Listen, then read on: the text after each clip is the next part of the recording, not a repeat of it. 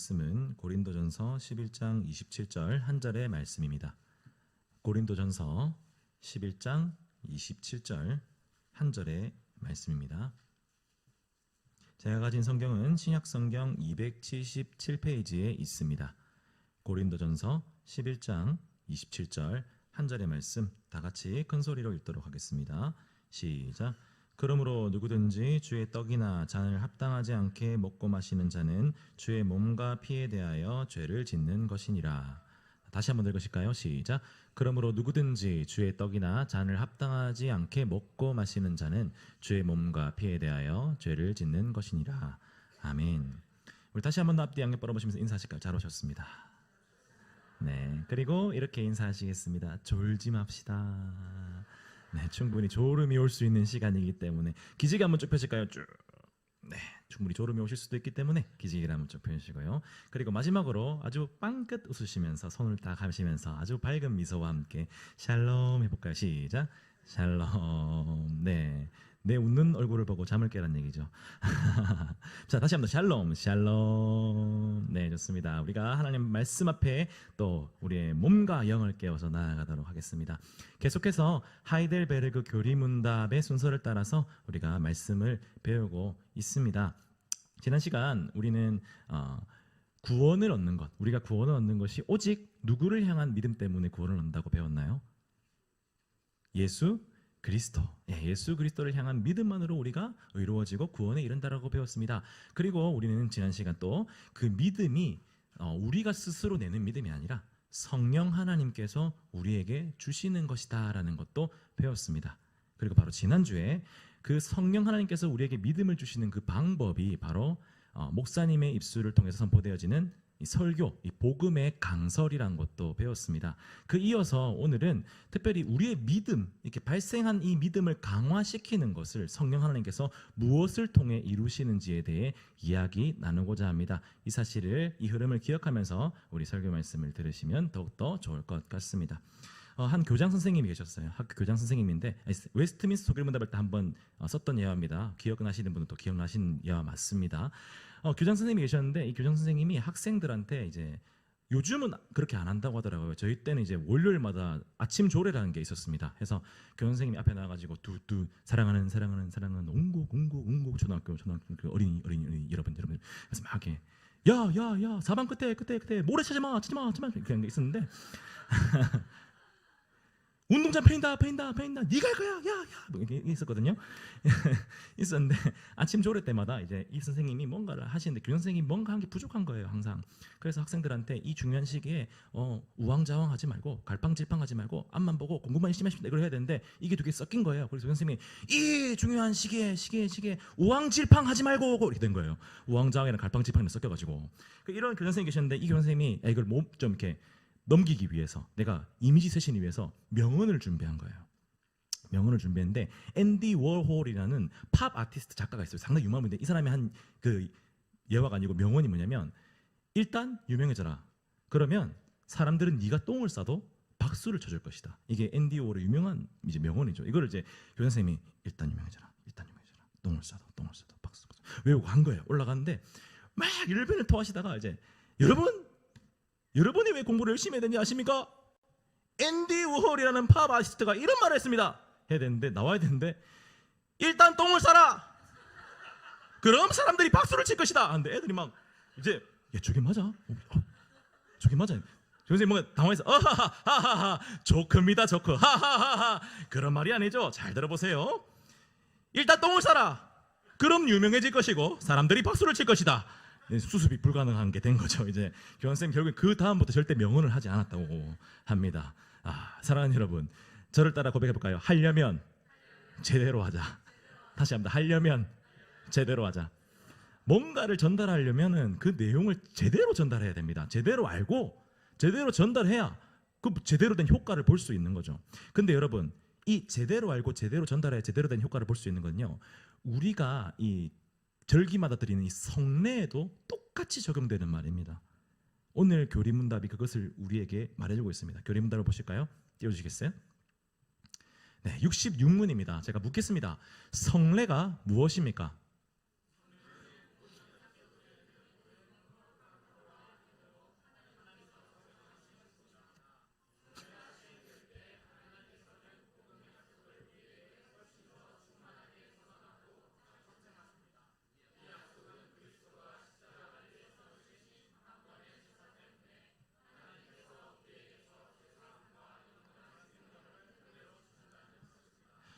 우리가 지난 시간에 이 하나님의 말씀, 복음을 선포하는 이 복음의 강설이 우리의 믿음을 발생시킨다고 배웠습니다. 그리고 또 우리의 믿음을 강하고 견고하게 만들어준다고도 배웠습니다. 그런데 오늘 66문은요, 이 성례라는 것이 특별히 또한 성령님께서 우리의 우리의 믿음을 강화시켜주는 도구로 사용된다라고 이야기합니다. 왜 성례가 우리의 믿음을 강화시켜주는 도구로서 사용될까요?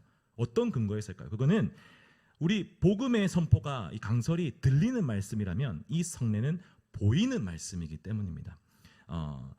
중국 전한 시대 때 조충국이라는 장군이 있었어요. 이름 되게 특이하죠. 조충국 장군이 있었는데 이 장군이 오랑캐를 토벌하기를 정말 잘한 거예요. 근데 이 장군이 이제 일선에서 물러나고 있는데 또 오랑캐가 이 중국 황제 그 국경을 막 침범하기 시작한 겁니다. 그래서 황제가 다시 조충국 장군을 불렀어요. 하니까 조충국 장군이 제가 1년 안에 박살을 내버리고 오겠습니다. 이거 너무 믿음직스럽잖아요. 그래서 이 황제가 조충국 장군에게 물어봅니다. 아니 도대체 어떻게 이렇게 1년 만에 할 수 있다 장담을 하십니까? 그들의 군세를 아십니까? 그들의 전략을 알고 계십니까?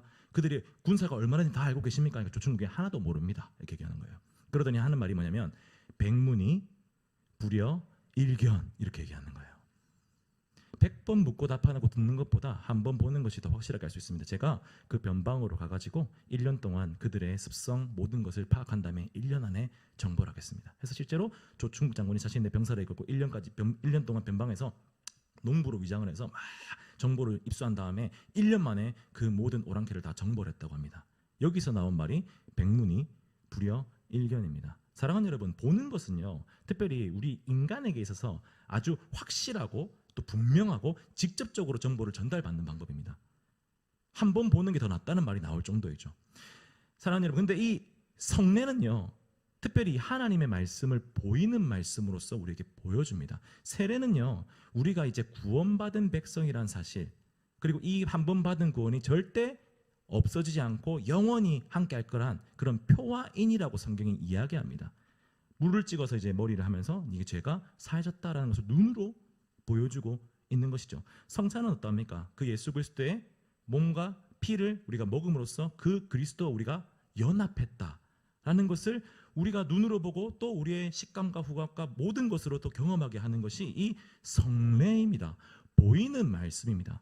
그렇기 때문에 눈에 보이지 않는 믿음을 우리의 눈에 보이는 형식으로 우리에게 전달을 해주는 거예요. 눈에 보이지 않는 그 복음의 놀라운 능력을 눈에 보이는 형식으로 우리에게 전달을 해줍니다. 왜? 연약한 믿음을 가진 우리가 그 믿음을 강하게 붙들 수 있도록. 너희가 구원받은 백성이야. 너는 그리스도와 연합을 했어. 너희 안에 그리스도가 살아계셔. 이것을 연약한 믿음을 가진 우리가 계속해서 믿지 못하기 때문에 눈에 보이는 방식으로 우리의 믿음을 강하게 붙들어주는 것, 그게 우리가 드리는 성례입니다. 그런데 여러분, 이 성례가 우리의 믿음을 강화시키려면 분명히 있어야 되는 전제 조건이 있습니다. 그 전제 조건이 무엇일까요? 다음 문답을 보여주시겠습니까? 네, 67문입니다. 묻겠습니다. 그러면 말씀과 성례, 이 둘은 우리의 믿음을, 우리의 구원의 유일한 근거가 되는 것, 곧 예수 그리스도의 십자가의 제사로 향하도록 하기 위한 것입니까? 시작!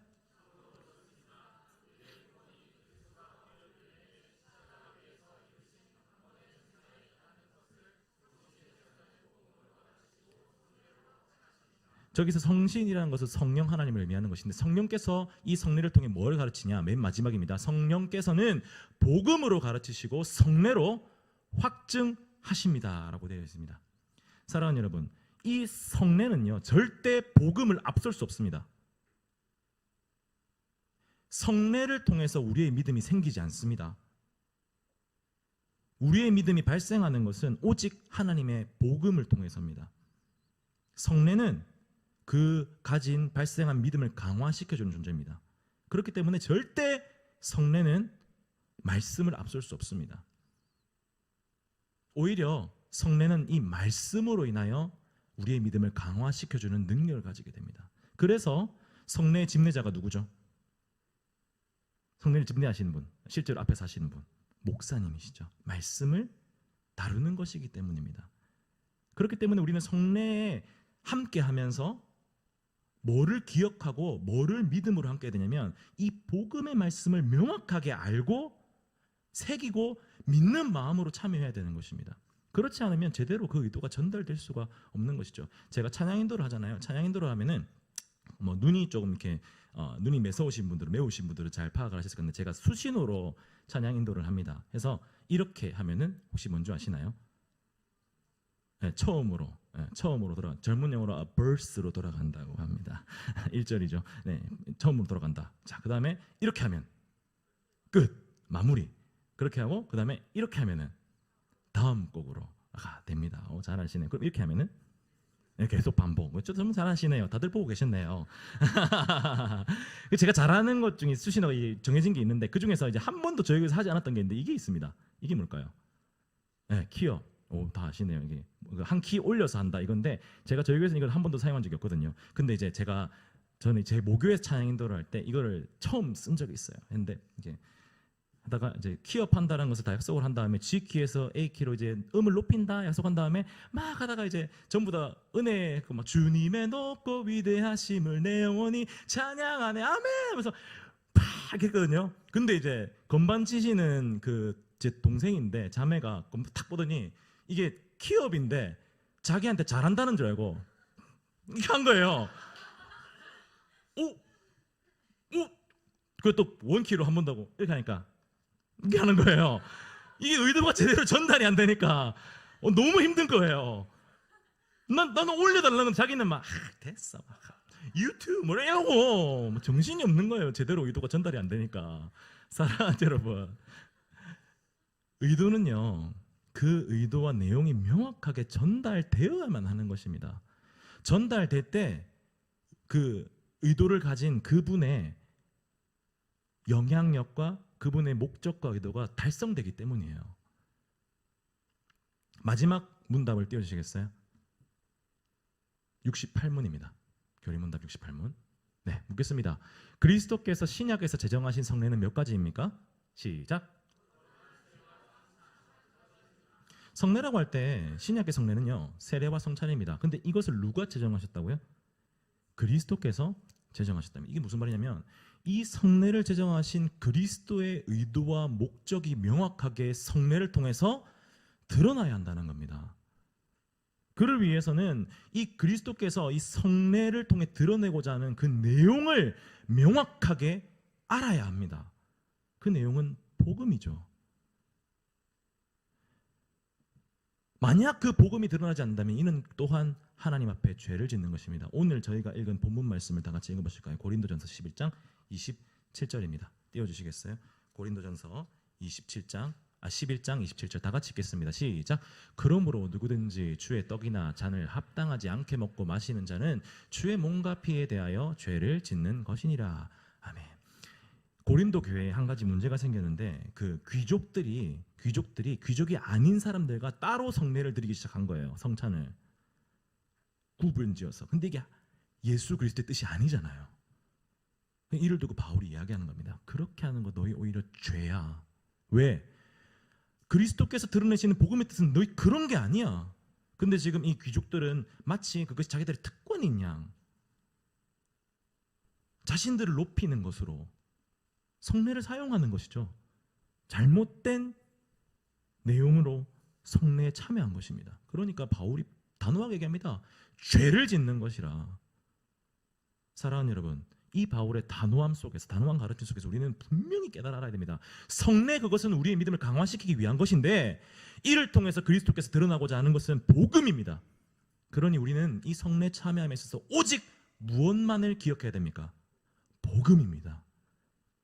이것이 오늘 교리문답 몇 문이었죠? 갑자기 까먹었네. 66문에서 68문까지가 우리에게 가르치고자 하는 바입니다. 자, 이러한 내용을 알았다면 이제 우리는 어떻게 살아야 할까요? 성례에 함께하는 우리의 자세가 달라야 됩니다.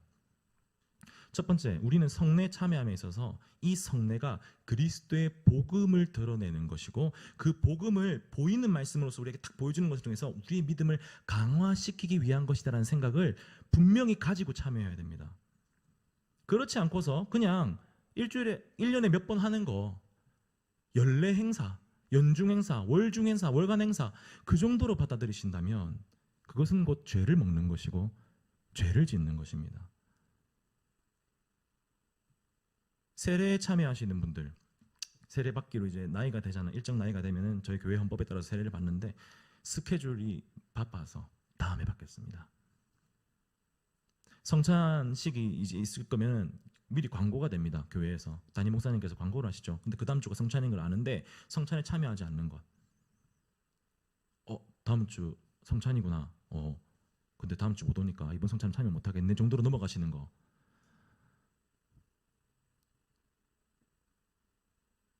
그리스도께서 제정하시고 복음이 선포되는 자리이며 우리의 믿음을 강화시키기 위해서 그리스도께서 준비한 그 잔치에 감히 우리가 그렇게 참여할 수 있겠습니까?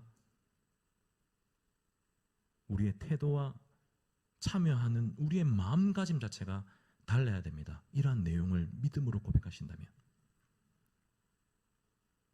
물론 그럼에도 정말 피치 못할 사정으로 참석하지 못하는 경우가 있을 수도 있습니다. 그와 같은 경우는 또 교회에 또 이야기를 하고 또 교회가 또 충분히 또 그런 분들을 배려할 수도 있는 부분이긴 하지만 기본적으로 우리 안에 이 성례를 향한 태도와 자세가 달라야 함을 교리문답은 분명하게 가르치고 있습니다.